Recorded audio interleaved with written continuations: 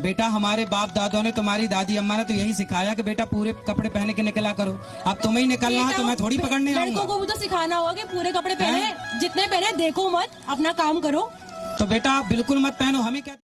दोस्तों, यह घटना उस समय की है जब महाराज जी अपने प्रवचन दे रहे थे। पंडाल में हजारों लोग बैठे ध्यान से उनकी बातों को सुन रहे थे। तभी अचानक एक लड़की उठ खड़ी हुई और गुस्से में भरकर महाराज जी से कहने लगी, हम जो भी कपड़े पहने उससे आपको क्या फर्क पड़ता है? क्या हमारे कपड़े आपके बाप के हैं? आप जैसे लोग ही समाज को गंदा कर रहे हैं। आपकी सोच की वजह से देश की बेटियां बदनाम होती हैं। आप जैसे लोगों की कोई जरूरत नहीं है। हम जो पहनना चाहे पहनेंगे, बिना कपड़ों के भी रहे तो क्या कर लोगे? अपनी आंखें बंद करो और अपना काम करो। उसकी बातों में गुस्सा था, ताने थे और समाज के प्रति बहुत सारी शिकायतें थीं।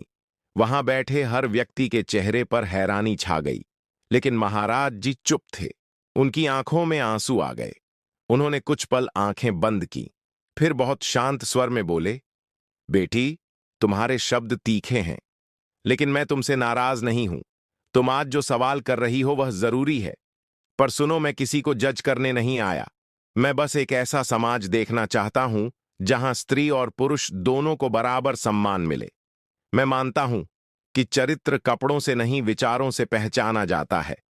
तुम्हारा पहनावा तुम्हारी आजादी है और तुम्हें इसका पूरा हक है, लेकिन हर आजादी के साथ एक जिम्मेदारी भी होती है। हमें समाज, संस्कृति और दूसरों की भावनाओं का भी ध्यान रखना चाहिए। भीड़ पूरी तरह शांत थी। महाराज जी ने आगे कहा, द्रौपदी का चीरहरण जब हुआ था तब महाभारत जैसा युद्ध हुआ था।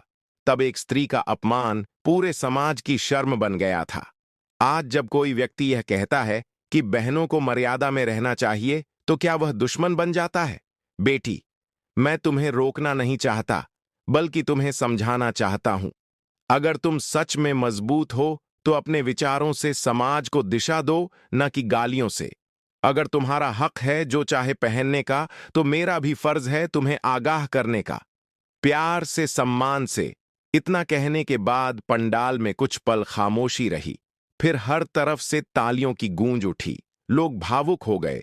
उस लड़की की आंखें भी नम हो गई।